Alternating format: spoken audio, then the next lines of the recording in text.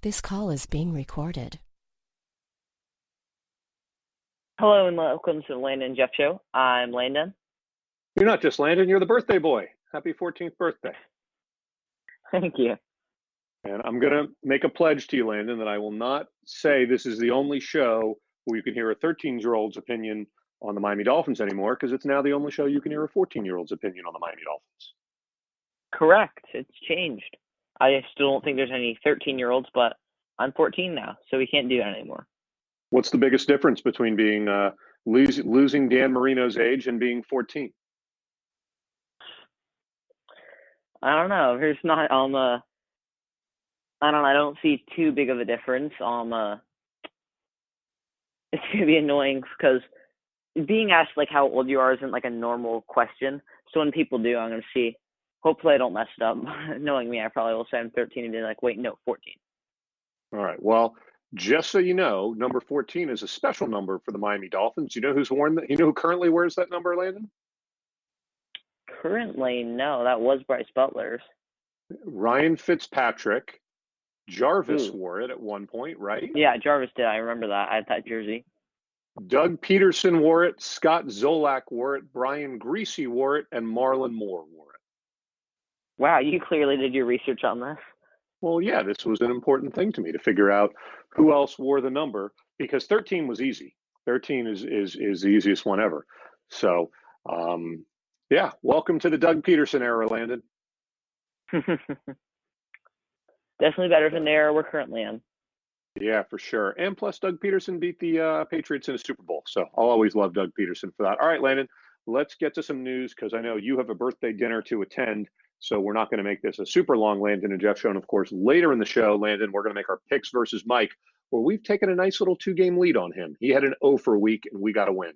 So last week, the bye week, Landon, and this week, it's the Tank for Tua Bowl, the winless Washington Redskins. What are your thoughts going into the game?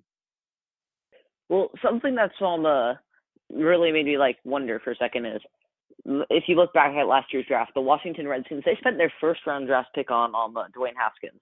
So I don't completely understand why everyone's calling this the Tank for Tua Bowl. I can see that they're tanking, but I'm not necessarily sure it's for Tua. But yeah, this is gonna be a really sloppy game.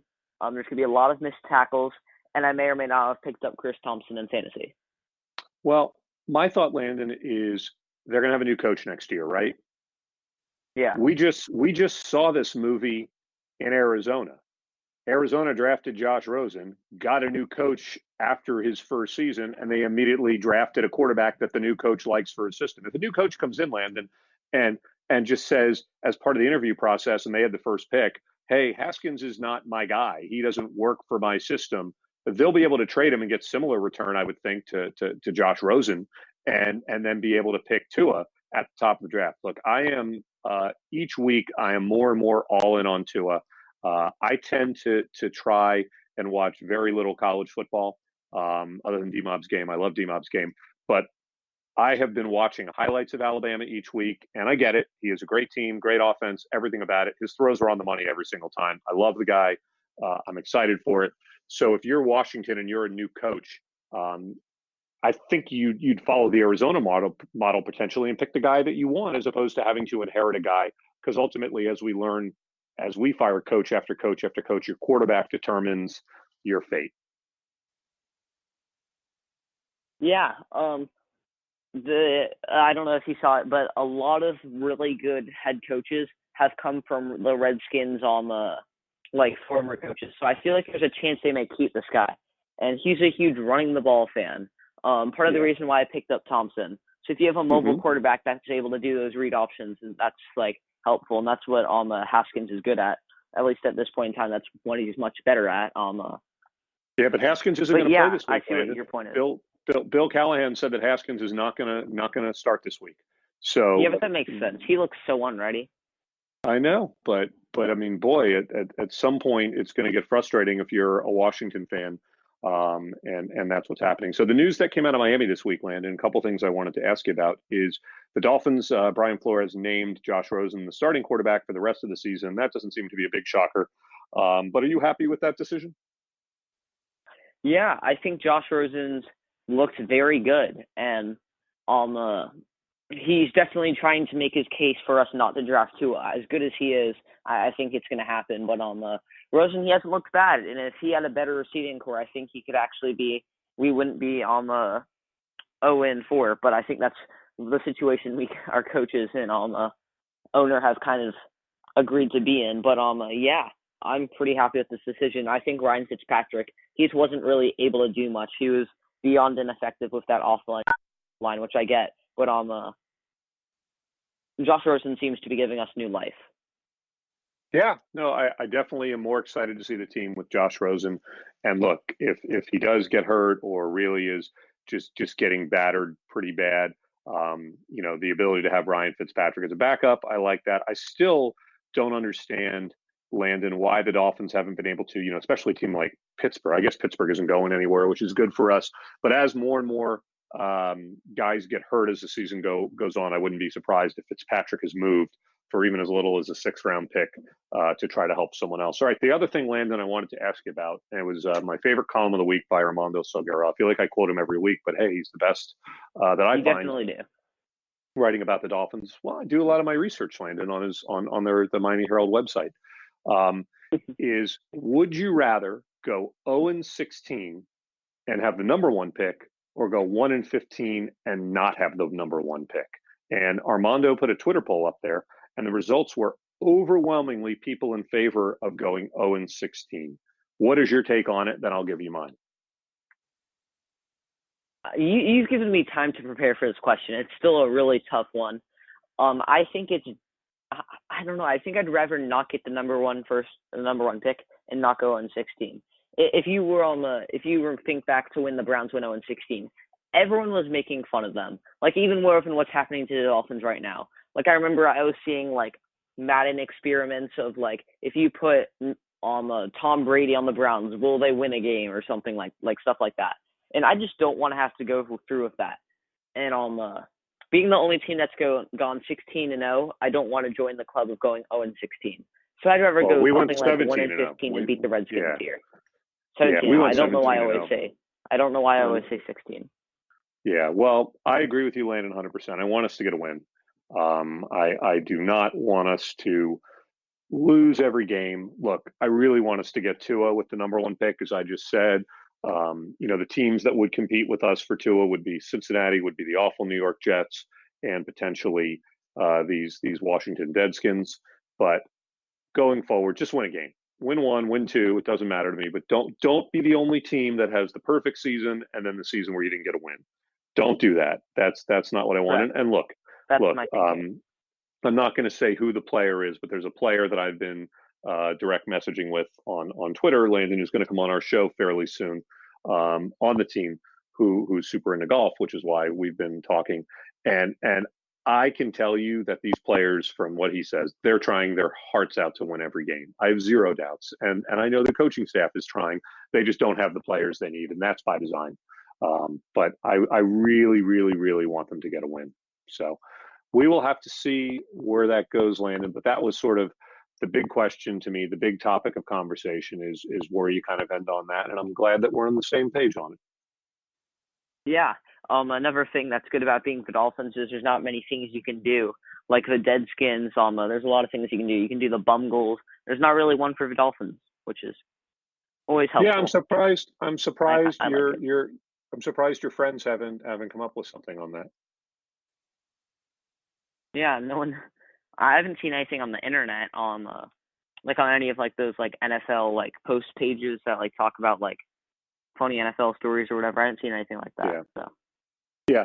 Last question I have for you, Landon, because I know we got to move this one along so you can have birthday dinner, is it only has taken 2 games for Taco Charlton to lead the Dolphins in sacks. What does that say about Charles Harris, about all the other pass rushers and stuff? Do you think it's more that this guy came in and he's a good player and he's now in the right system, or what do you think about that? Well, he's a really good player, and you also have to think he just got cut, so he has that massive chip on his shoulder. And he's fighting for this position to try and outplay people that the coaching staff picked, or like theoretically picked. And he's playing his former team, and I think he had a really good game. And I think he's a really good player. He was a first-round draft pick from the Cowboys. And I think he's just outworking. Like it just seems like he's like playing at a different level, and that's what you need. If you look at like the Browns or even the Cowboys, they have a good D ends rusher, and that's what really helps out a team. The Bears, they have that same system with Khalil Mack. The Raiders had him when they had him before him. A good edge rusher helps a lot, and even if you just have a mediocre one on a team that doesn't have like any particular good edge rushers, that can help out the entire defensive line. So I think that signing was really good, and I think he's a really good player. Yeah, I'm pretty excited about it because, we have 12 games left, and I think we're going to learn a lot over these 12 games. But the things that I want to see most over these 12 games, and I'd like to ask you what things you're most looking for is I'm not really worried about Josh Rosen. We're drafting another quarterback. I'm convinced of that. I want to see Preston Williams continue to improve. I want to see Jerome, I finally said his name right, Baker, do the things in the regular season he was doing in the preseason. That one's really bothersome to me. I want to see Taco Charlton continue this good pass rush that he's putting on. And then Landon, the last thing I want to see is do either of these running backs or any of the running backs on the roster belong. Yep. So those are the things that I'm looking for. What are you looking for over these next 12 games? And then we'll get to our picks. Yeah, you slowly said everything. After you said that, you slowly said everything that I was thinking. My big point was going to be can Kenyon Drake or Kalen Balazs be competitive for a spot on this roster? Because so far they haven't been very good. So and a lot of that circumstance. When you're down a bunch, it's hard to run. I get it, but I mean the Balazs is just it's funny because the couple bright spots in preseason, which just proves you, Landon, that preseason means absolutely nothing. The couple bright spots were Balazs, and we had Preston Williams, so that one's actually done pretty well, and Jerome Baker, and so far we're kind of 1 for 3. So, all right, Landon, anything else you want to get to before we get to our picks contest with Mike? No, I think we've covered a lot of what's happened this week and what we're predicting to happen this following week. So yeah, I think we're ready to go on with our picks. All right. Well, last week, Landon, we got one game right. We had the Cardinals winning, and they did with points. They won the game overall against Cincinnati. So we are now 2 games up on Mike. Mike went over. He lost 3 games. Mike's picks this week, he took the Washington Redskins minus 3.5 points against the Dolphins. He took the Dallas Cowboys minus 8.5 points against Adam Gase's pathetic Jets. And this is the one that kind of surprised me. He took the Chargers minus 6.5 points. I know it's the Sunday night game against the Steelers. I have one game, Landon, I am locked in on, and I want you to give the other 2, and then we'll adjust mine if I need to. Well, tell me what your locked in one is. The one I am locked in on, Landon, is the game right around the corner from where you live.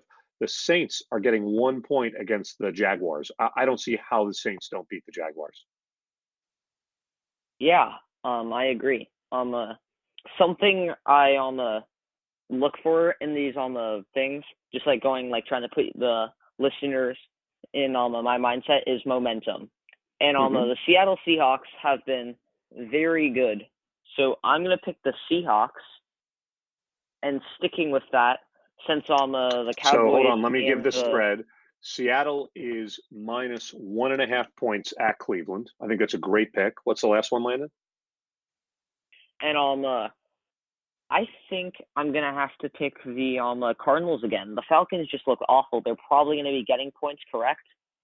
The Cardinals are plus 2.5, which is crazy to me.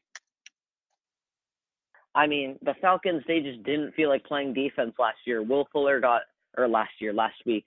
Will Fuller on a receiver got 50 points. And so if this whole air raid offense is something because that's not the scheme the Texans run, and they got 1 million yards. So if they do well, I think they will be able to beat the Falcons. So. All right. Well, I really like that 2 weeks in a row.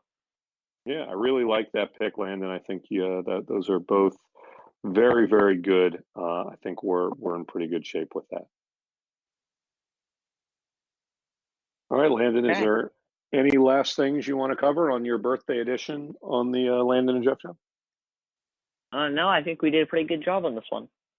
All right. Well, I hope you have a great rest of your birthday, pal. And I am super lucky not only do the podcast with you, but you're the best son anyone could ever ask for, and I'm super happy every time we get to do this. And I hope you get to enjoy the rest of your birthday.